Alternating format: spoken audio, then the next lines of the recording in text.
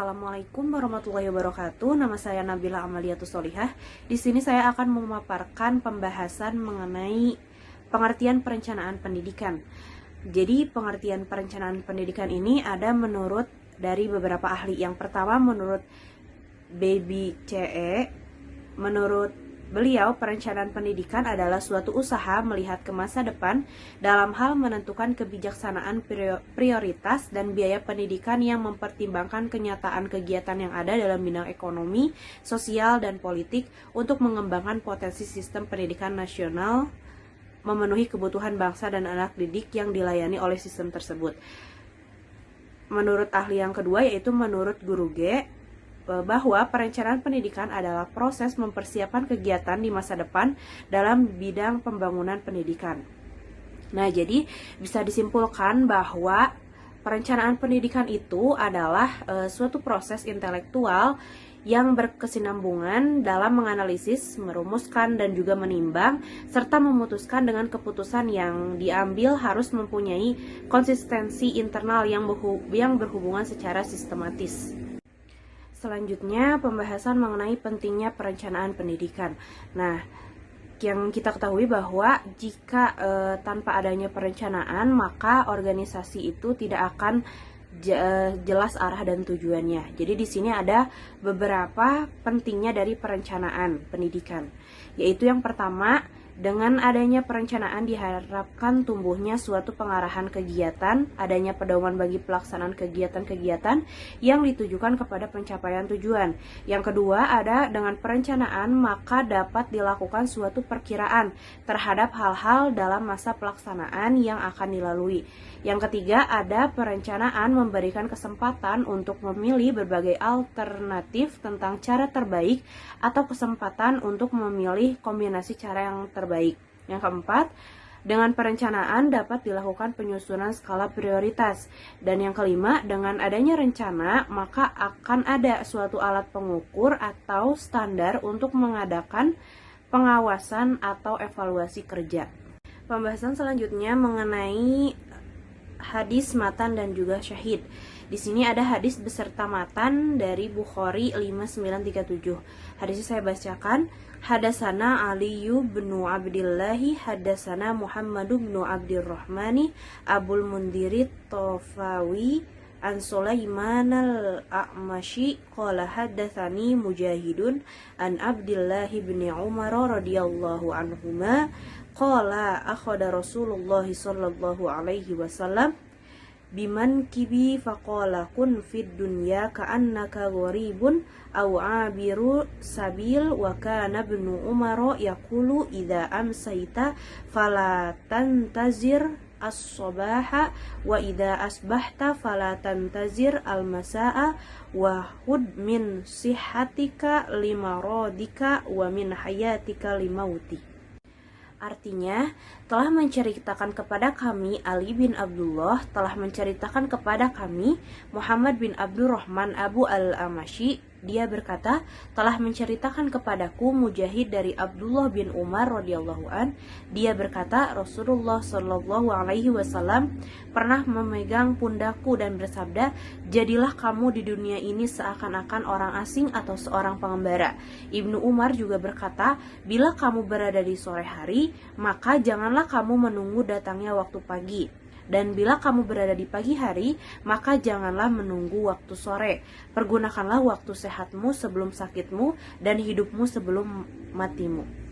Selanjutnya ada syahid dari hadis ini, yaitu dari hadis riwayat Tirmizi 2255. Hadisnya yaitu hadasana Mahmud bin Ghailana, hadasana Abu Ahmada, hadasana Sufyanu an Laitsin an Mujahidin an ibni Umar qala akhada Rasulullah sallallahu alaihi wasallam bi ba'di jasadi faqala kun fid dunya ka'annaka gharibun aw abiru sabilin wa udda nafsaka fi ahlil kuburi faqali ibnu Umar idza asbahta fala tuhaddits nafsaka bil masai wa idza amsayta fala tuhaddits nafsaka bis sabahi wa khudh min sihatika qabla saqamika wa min hayatika qabla mautika fa innaka la tardi ya abdallahi masmuka wadan qala Abu Isa wa qad rawa hadzal haditsal A'mash an Mujahidin an ibni Umar nahwahu hadatsana Ahmad bin Abdatad Dubbiyul Basriyu hadatsana Hammad bin Zaidin an Laitsin an Mujahidin an ibni Umar annan Nabiyya sallallahu alaihi wasallam nahwah. Artinya, dari riwayat lain Rasulullah Shallallahu Alaihi Wasallam meraih sebagian badanku lalu bersabda, jadilah di dunia seperti orang asing atas pelintas jalan dan anggaplah dirimu termasuk penghuni kubur. Ibnu Umar berkata kepadaku, bila di waktu pagi jangan kau bisiki dirimu bisa peroleh sore hari, dan bila di waktu sore jangan bisiki dirimu bisa kau peroleh waktu pagi. Manfaatkanlah kesehatanmu sebelum kau sakit dan hidupmu sebelum kau mati, karena sesungguhnya kau tidak tahu wahai hamba Allah siapa namamu esok. Selanjutnya ada hadis riwayat Bukhari 4682. Hadisnya saya bacakan. Hadasana Yahya bin Qaza'atan hadasana Malikun an Yahya bin Sa'idin an Muhammad bin Ibrahim bin Harisi an Al-Qasata bin Waqasin an Umar bin Al-Khattab radhiyallahu anhu qala an-nabiy sallallahu alaihi wasallam al-amalu binniyati wa innamal limri'in ma nawa faman kanat hijratuhu ilallahi wa rasulihi fa hijratuhu ilallahi wa rasulihi sallallahu alaihi wasallam wa man kanat hijratuhu ila dunya yusibuha au amratin yankihuha fa hijratuhu ila ma hajaru ilaih. Artinya Rasulullah Shallallahu Alaihi Wasallam bersabda, sesungguhnya setiap amal itu tergantung pada niatnya, dan bagi seseorang adalah apa yang ia niatkan. Barang siapa yang hijrahnya kepada Allah dan Rasulnya, maka hijrahnya itu kepada Allah dan Rasulnya. Dan barang siapa yang hijrahnya lantaran dunia yang hendak ia kejar atau wanita yang ingin dinikahinya, maka hijrahnya itu adalah sekedar apa yang dia inginkan. Hadis riwayat Bukhari 4682. Pembahasan selanjutnya mengenai terjemah mufrodat dan maksud lafaz. Di sini yang pertama ada terjemah dari hadis tadi yang pertama, yaitu telah menceritakan kepada kami Ali bin Abdullah, telah menceritakan kepada kami Muhammad bin Abdurrahman Abu Al-Munzir At-Tufawi dari Sulaiman Al-Amashi, dia berkata telah menceritakan kepadaku Mujahid dari Abdullah bin Umar radhiyallahu anhuma, dia berkata Rasulullah Shallallahu alaihi wasallam pernah memegang pundakku dan bersabda, jadilah kamu di dunia ini seakan-akan orang asing atau seorang pengembara. Ibnu Umar juga berkata, bila kamu berada di sore hari, maka janganlah kamu menunggu datangnya waktu pagi, dan bila kamu berada di pagi hari, maka janganlah menunggu waktu sore. Pergunakanlah waktu sehatmu sebelum sakitmu dan hidupmu sebelum matimu. Selanjutnya di sini ada beberapa mufrodat yang ada keterkaitannya dengan hadis tersebut. Yang pertama ada kata kun, itu artinya adalah jadilah. Yang kedua ada kata fid dunya, artinya di dunia. Yang ketiga ada kata ka'annaka, artinya seakan-akan. Yang keempat ada kata gharibun, artinya orang asing. Yang kelima ada kata au, artinya atau. Dan yang keenam ada kata abiru sabilin, artinya seorang pengembara. Selanjutnya ada maksud lafaz dari hadis ini. Nah, hadis ini itu dapat menghidupkan hati karena di dalamnya terdapat peringatan untuk menjauhkan diri dari tipuan dunia, masa muda, masa sehat, dan juga umur. Saat Rasulullah Shallallahu Alaihi Wasallam memegang kedua pundakku, yaitu Ibnu Umar, hal ini menunjukkan beliau perhatian yang sangat besar kepada beliau. dan saat itu berumur beliau masih 12 tahun. Ibnu Umar berkata, beliau pernah memegang kedua pundaku. Rasulullah SAW bersabda, jadilah engkau di dunia seperti orang asing atau penyeberang jalan. Jika memahami lebih dalam, hadis ini mengandung wasiat yang sangat penting yang sesuai dengan realita yang ada.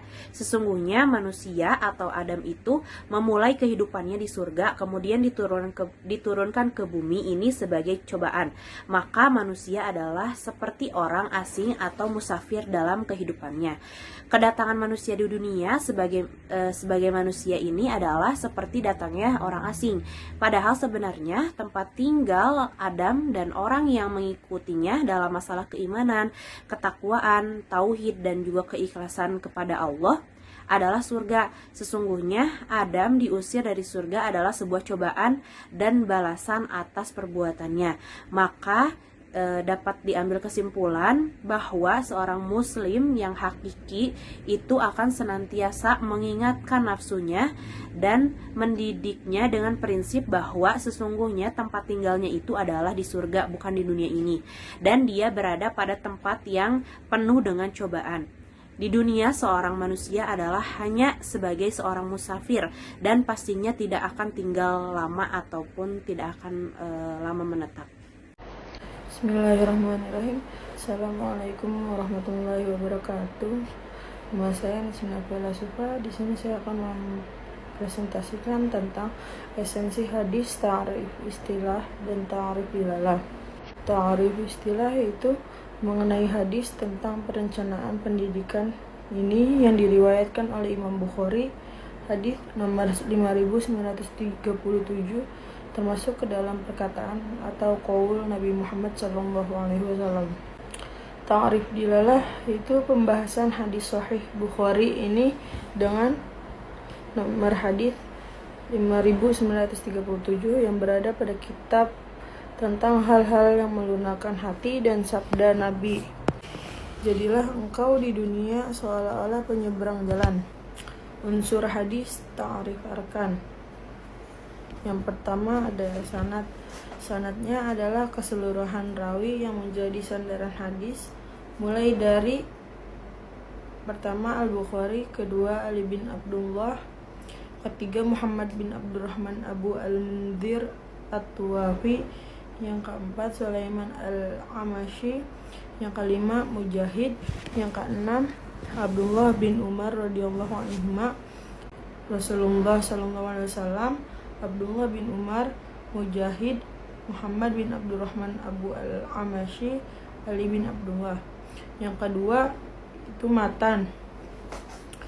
Akhadha Rasulullah sallallahu alaihi wasallam biman kibi wa qala kun fit dunya wa ka'annaka gharibun aw 'abiru sabil wa kana ibnu Umar yaqulu idza amsayta fala tantazir as-sabaha wa idza asbahta fala tantazir al-masaa wa khudh min sihatika limaradika wa min hayatika limaut. Yang ketiga ada rawi. Rawinya adalah orang yang meriwayatkan hadis, yakni yang menerima, memelihara, dan menyampaikan hadis. Yaitu yang pertama Abdullah bin Umar radhiyallahu anhuma, yang kedua Mujahid, yang ketiga Sulaiman Al-Amashi, yang keempat Muhammad bin Abdurrahman Abu Al-Mundhir At-Tuwafi, yang kelima Ali bin Abdullah, yang keenam Al-Bukhari. Yang terakhir itu Mukharij, adalah Imam Bukhari. Selanjutnya jenis hadis sahih. Yang pertama yaitu rawinya adil, maksudnya bahwa semua perawinya itu mempunyai sifat adil, tidak fasik, dan tidak mempunyai karakter yang tidak beretika. Yang kedua, semua rawinya sempurna ingatannya atau dobit, maksudnya yaitu setiap perawi hadisnya mempunyai ingatan yang tajam atau kuat hafalannya, baik itu hafalan yang ada di dalam dirinya maupun hafalan yang menggunakan bantuan dari buku. Yang ketiga itu sanadnya bersambung dari awal hingga akhir, tidak putus atau muttasil, maksudnya yaitu bahwa semua perawi mengambil hadis yang sanadnya secara langsung dari perawi yang berada di atasnya. Yang keempat, tidak ada ilat atau kecacatan dalam hadisnya. Ilat itu sendiri adalah sebab yang samar terdapat di dalam hadis yang dapat merusak kesahihannya. Yang terakhir yaitu tidak syad atau kejanggalan. Maksudnya yaitu hadis tersebut tidak syad atau tidak nyeleneh atau ada keanehan dari hadis-hadis pada umumnya. Selanjutnya, kualitas hadis makbul dan mardud. Hadis tentang perencanaan pendidikan ini merupakan hadis yang dapat diterima di kalangan ulama hadis. Maka dari itu, hadis ini disebut dengan hadis makbul, yang artinya dapat dijadikan hujjah atau sebagai pedoman amal, digunakan sebagai alat istinbat dan bayan dari Al-Quran, serta dapat diistinbatkan oleh kaidah usul fiqh. Adapun hadis yang digolongkan makbul adalah jenis hadis yang sahih dan juga hasan. Selanjutnya, tasih dan i'tibar. Tasih adalah menganalisis atau meneliti tentang kesahihan sebuah hadis atau mengenai rawi, sanad maupun matannya sesuai dengan kaidah yang ada. I'tibar adalah sebuah informasi yang memuat petunjuk baik itu dari kitab atau diwan yang musannaf, musnad, sunan, dan sahih. Yang selanjutnya, ta'ammul hadis. Hadis ini yang diriwayatkan oleh Imam Bukhari berdasarkan ta'ammul hadis termasuk ke dalam hadis ma'mul bih, yakni hadis makbul yang terdapat diterima menjadi hujjah dan dapat diamalkan karena lafaz dan maknanya itu sudah jelas dan juga tegas. Munasabah dengan hadis dan munasabah dengan Al-Quran. Dalam hadis, Rasulullah SAW bersabda yang artinya, manfaatkanlah 5 perkara sebelum datangnya 5 perkara, yaitu masa mudamu sebelum datang masa tuamu, masa sehatmu sebelum datang masa sakitmu, kemudian masa kayamu sebelum datang masa fakirmu, masa luangmu sebelum datang masa sibukmu, dan masa hidupmu sebelum akhirnya datang masa kematianmu. Kemudian munasabah dengan Al-Quran, Allah Subhanahu wa Ta'ala berfirman dalam Quran surat Al-Hasyr ayat 18 yang artinya, hai orang-orang yang beriman, bertakwalah kepada Allah dan hendaklah setiap orang atau setiap diri memperhatikan apa yang diperbuatnya untuk hari esok. Yaitu maksud dari hari esok di sini persiapan untuk kehidupan di akhirat. Dan bertakwalah kepada Allah, sesungguhnya Allah Maha mengetahui apa yang kamu kerjakan. Teman-teman bisa lihat hadisnya dan ayatnya di PPT ini. Dan munasabah dengan Al-Quran itu, Allah Subhanahu wa Ta'ala berfirman dalam Quran surat An-Nisa ayat 71 yang artinya, hai orang-orang yang beriman, bersiap siagalah kamu dan majulah ke medan pertempuran atau medan peperangan berkelompok-kelompok. Istinbat ahkam dan hikmah. Istinbat ahkam, hadis ini merupakan landasan agar manusia tidak memiliki angan-angan yang panjang di dunia. Orang yang beriman tidak sepantasnya menganggap dunia ini sebagai tempat yang abadi. Namun seyogianya ia menganggap hidup di dunia ini seperti musafir yang sedang menyiapkan bekal bepergian untuk menempuh sebuah perjalanan yang teramat panjang. Sama seperti dalam perencanaan pendidikan, yaitu kita harus menyiapkan bekal. Bekal yang dimaksud adalah sebagai rencana ke depannya. Jika rencana yang dibuat dirasa sudah cukup, maka barulah nantinya bisa melaksanakan sebuah pembelajaran. Seperti firman Allah Subhanahu wa Ta'ala dalam Quran surat Ghafir dan Al-Mu'min ayat 40 ayat 39 yang artinya, wahai kaumku, sesungguhnya kehidupan dunia ini hanyalah sementara, dan sesungguhnya akhirat itulah negeri yang kekal. Adapun dari hikmah dari ayat ini yaitu, hakikat manusia adalah seperti orang asing atau musafir. Mereka datang ke dunia, kemudian mereka pergi meninggalkannya. Kematian akan menimpa setiap orang. Oleh karena itu, setiap orang wajib untuk memberikan perhatian pada dirinya sendiri. musibah terbesar yang akan menimpa seseorang yaitu adalah kelalaian tentang ya hakikat hidup ini, kelalaian tentang hakikat yang sebenarnya. Jika Allah memberikan nikmat padamu sehingga engkau bisa memahami hakikat dunia ini, bahwa dunia adalah negeri yang asing, negeri yang penuh ujian, negeri tempat untuk manusia berusaha, negeri yang sementara dan tidak kekal, niscaya hatimu akan menjadi sehat. Adapun jika engkau lalai tentang hakikat ini, maka kematian dapat menimpa hatimu. Semoga Allah menyadarkan kita semua dari segala bentuk kelalaian. Amin, amin ya rabbal alamin. Dan juga hendaknya manusia senantiasa waspada dengan kematian yang datang secara tiba-tiba. Hendaknya harus siap pula dengan datangnya kematian, karena kematian itu masih sebuah misteri. Walaupun sebuah misteri, kita sudah tahu pasti bahwa yang namanya kematian itu akan pasti datang menimpa manusia. Dari itu disebutkan juga dari para ulama salaf dan ulama hadis bahwa jika seseorang diberitahu akan kematiannya, misalnya kematian akan datang malam ini, esok hari, atau bahkan 1 jam kemudian kita akan mati gitu, maka belum tentu ia dapat menambah amal kebaikannya. Problematika tafhim dan tatbik. Terkadang dalam sebuah perencanaan kita kurang bisa memprediksi hambatan-hambatan yang sekiranya akan ada dalam proses pelaksanaan, sehingga terkadang kita sendiri akan kesulitan dalam mencari solusi dari permasalahan tersebut.